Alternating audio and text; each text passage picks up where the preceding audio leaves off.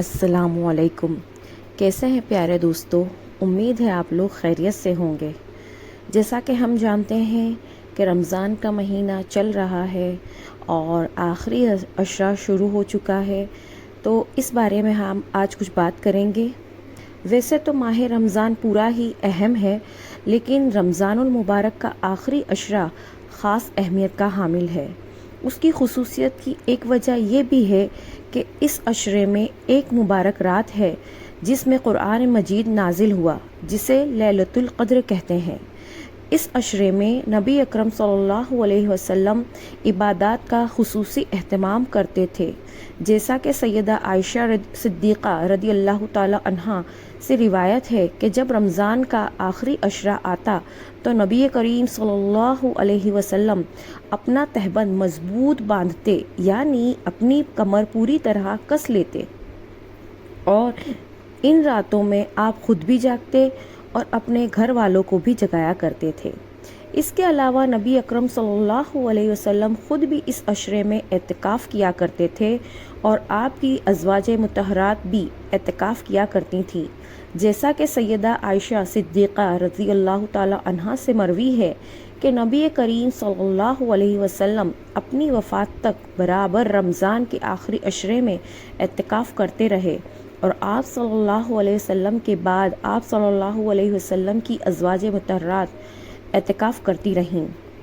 لیلۃ القدر کی اہمیت اور فضیلت کیا ہے؟ اس مبارک رات میں کلام حمید کا نزول ہوا، جس کا اعلان خود مالک کائنات کلام حمید میں بیان فرماتے ہیں: اِنَّا أَنزَلْنَاهُ فِي لَيْلَةِ الْقَدْرِ، یقیناً ہم نے اسے بابرکت رات میں اتارا ہے۔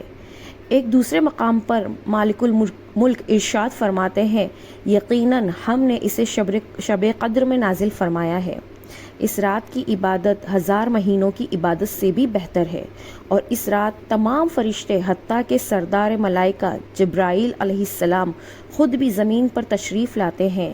کلام حمید میں خالق ارض سما اس کی نشاندہی فرماتے ہیں: شب قدر 1000 مہینوں سے بہتر ہے۔ اس میں جو بھی کام کیا جائے، جو بھی کام سر انجام دینے والے کو اپنے رب کے حکم سے فرشتے اور روح جبرائیل اترتے ہیں۔ لیلۃ القدر کون سی رات ہے؟ قرآن مجید میں ہمیں پتہ چلا کہ جس مبارک رات میں قرآن مجید نازل ہوا، اور وہ رات لیلۃ القدر ہے جو کہ رمضان مبارک میں ہے۔ شہر رمضان الذی انزل فیہ القرآن، ماہ رمضان وہ ہے جس میں قرآن اتارا گیا۔ قرآن مجید کے ساتھ ساتھ رسول اللہ صلی اللہ علیہ وسلم نے فرمایا: شب قدر کو رمضان کے آخری عشرے کی طاق راتوں، یعنی 21ویں، 23ویں، 25ویں، 27ویں اور 29ویں میں ڈھونڈو۔ بہت سے صحابہ کرام رضوان اللہ اجمعین نے نبی کریم صلی اللہ علیہ وسلم سے اپنے خواب بیان کیے کہ شب قدر 27ویں رات ہے۔ اس پر نبی کریم صلی اللہ علیہ وسلم نے فرمایا کہ میں دیکھ رہا ہوں کہ تم سب کے خواب رمضان کے آخری عشرے میں شب قدر کے ہونے پر متفق ہو گئے ہیں، اس لیے جسے شب قدر کی تلاش ہو وہ رمضان کے آخری عشرے میں ڈھونڈے۔ اس کے علاوہ ہم شروع میں ایک حدیث پڑھ چکے کہ آپ صلی اللہ علیہ وسلم رمضان کے آخری عشرے کی راتوں میں خود بھی جاگا کرتے اور گھر والوں کو بھی جگایا کرتے۔ ان ساری چیزوں کا خلاصہ یہ ہے کہ لیلۃ القدر رمضان کے آخری عشرے کی 5 طاق راتوں میں سے ایک رات ہے۔ ہمیں آخری عشرے کی صرف ایک رات نہیں بلکہ پورا عشرہ خصوصاً 5 راتوں میں جاگ کر عبادتیں کرنی چاہیے۔ 5 راتیں عبادتیں کر کے گزارنی چاہیے، تو ان میں سے کوئی ایک ضرور لیلۃ القدر تو ہوگی ہی، جس کا ہمیں 83 سال 4 ماہ کی عبادات سے بھی بہتر اجر ملے گا۔ لیلۃ القدر کی نشانیاں کیا ہیں؟ تو لیلۃ القدر کی چند نشانیاں احادیث میں بیان ہوئی ہیں، جن میں سے ہم اندازہ لگا سکتے ہیں کہ 5 راتوں میں سے کون سی رات لیلۃ القدر کی ہے۔ یاد رہے، ہو سکتا ہے لیلۃ القدر ایک سال میں 25ویں رات ہوئی ہو اور اگلے سال 21ویں، 23ویں، 27ویں یا 29ویں ہو، یا ہر سال ایک ہی ہو۔ اس کا علم صرف اور صرف اللہ کے پاس ہے۔ لیلۃ القدر کی نشانیاں نوٹ فرمائیے۔ ليلۃ القدر کے بعد جو صبح ہوتی ہے اس دن سورج تشت کی طرح نکلتا ہے، جب تک وہ بلندی کو نہ پہنچ جائے اس کی کرنیں نہیں نکلتی۔ لیلۃ القدر کی صبح کا سورج سفید ہوتا ہے، اس کی کوئی شعاع نہیں ہوتی۔ لیلۃ القدر نرمی والی معتدل رات ہوتی ہے، نہ گرم نہ ٹھنڈی۔ اس رات کی صبح کی روشنی کمزور اور سرخ مائل ہوتی ہے۔ لیلۃ القدر کا چاند ایسا ہوتا ہے جیسے بڑے تھال کا کنارہ، کبھی بارش بھی ہو سکتی ہے۔ لیلۃ القدر کی علامات کے متعلق لوگوں میں چند غلط باتیں مشہور ہیں، مثلا اس رات کتے نہیں بھونکتے، گدھے کم بولتے ہیں، سمندر کا کھارا پانی میٹھا ہو جاتا ہے، درخت زمین کو سجدہ کرتے ہیں اور پھر اپنی جگہ لوٹ آتے ہیں، ہر جگہ روشنی ہی روشنی ہوتی ہے، وغیرہ وغیرہ۔ یہ باتیں شریعت اسلامیہ سے ثابت نہیں۔ اب ہم یہ جانیں گے کہ لیلۃ القدر ہمیں کیسے گزارنی ہے۔ تو قرآن و سنت نے ہمارے ہر معاملے میں کامل رہنمائی کی ہے۔ اس مبارک رات میں پہلا کلام یہ ہے کہ ہم نے قیام کرنا ہے، کیونکہ اس رات قیام کرنے سے ہمارے سابقہ تمام گناہ معاف کر دیے جائیں گے، جیسا کہ سیدنا ابو ہریرہ رضی اللہ تعالی عنہ سے روایت ہے کہ رسول اللہ صلی اللہ علیہ وسلم نے فرمایا، جو کوئی شب قدر میں ایمان کے ساتھ اور حصول ثواب کی نیت سے قیام کرے، اس کے تمام پچھلے گناہ بخش دیے جائیں گے۔ اور کوشش کرنی یہ ہے کہ قیام لمبا کرنا ہے، یعنی نوافل لمبے قیام کے ساتھ پڑھنے کی کوشش کرنی ہے، جیسا کہ حدیث مبارکہ میں اس رات لمبے قیام کا اشارہ ملتا ہے۔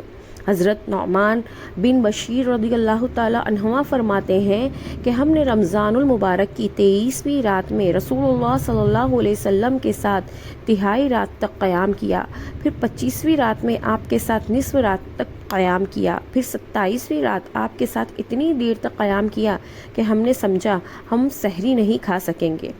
لیلۃ القدر کی دعا رسول اللہ صلی اللہ علیہ وسلم سے ثابت ہے۔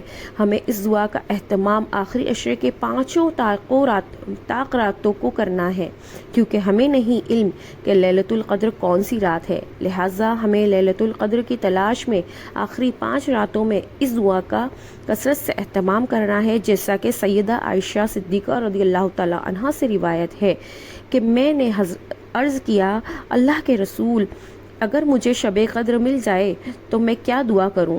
آپ صلی اللہ علیہ وسلم نے فرمایا، یہ دعا کرو، اللہم انکا عفو تحب العفو فاعف عنی۔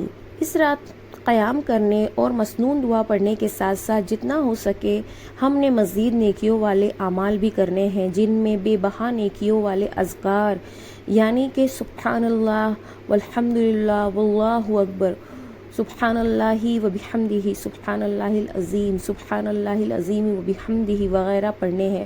سورہ اخلاص 1 مرتبہ پڑھنے کا اجر 10 پارے پڑھنے کے اجر کے برابر ہے، یعنی 3 مرتبہ پڑھنے کا اجر 1 قرآن مجید پڑھنے کے اجر کے برابر ہے۔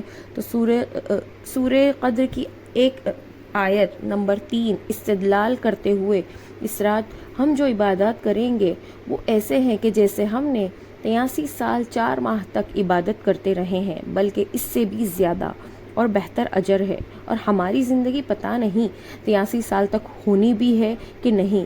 لہٰذا اس بابرکت رات میں ہمیں غفلت نہیں کرنی ہے، صرف 5 راتیں بیدار ہو کر عبادت میں گزار کر آپ 83 سال 4 ماہ سے بھی بہتر کا اجر کما سکتے ہیں۔ ہمارے یہاں لوگ آخری 5 طاق راتوں میں بیدار ہو کر عبادات کرتے ہیں اور فجر کی نماز پڑھنے کے فوری بعد سو جاتے ہیں، جبکہ ہمیں سورج کے طلوع ہونے تک جاگنا ہے اور عبادت کرنی ہے، کیونکہ لیلۃ القدر طلوع فجر تک ہوتی ہے، جیسا کہ کلام اللہ میں فرمایا گیا ہے، سلام ہی حتی مطلع الفجر۔ یہ رات سراسر سلامتی کی ہوتی ہے اور فجر کے طلوع ہونے تک رہتی ہے۔ اللہ رب العزت ہمیں رمضان کے آخری عشرے میں خصوصاً 5 طاق راتوں میں بیدار ہو کر عبادت کرنے کی توفیق عطا فرمائے اور لیلۃ القدر ہمارے نصیب میں کرے۔ ہمیں اس رات کی بابرکت کو اور برکات کو سمیٹنے کی توفیق نصیب فرمائے، اس مبارک رات کو ہماری مغفرت کا ذریعہ بنائے، اللہ ہم سے راضی ہو جائے، ہمیں روز قیامت اپنے دیدار کا مستحق بنائے اور رسول اللہ صلی اللہ علیہ وسلم کی رفاقت نصیب فرمائے۔ آمین ثم آمین یا رب العالمین۔ دعاؤں میں بہت بہت یاد کریں۔ السلام علیکم۔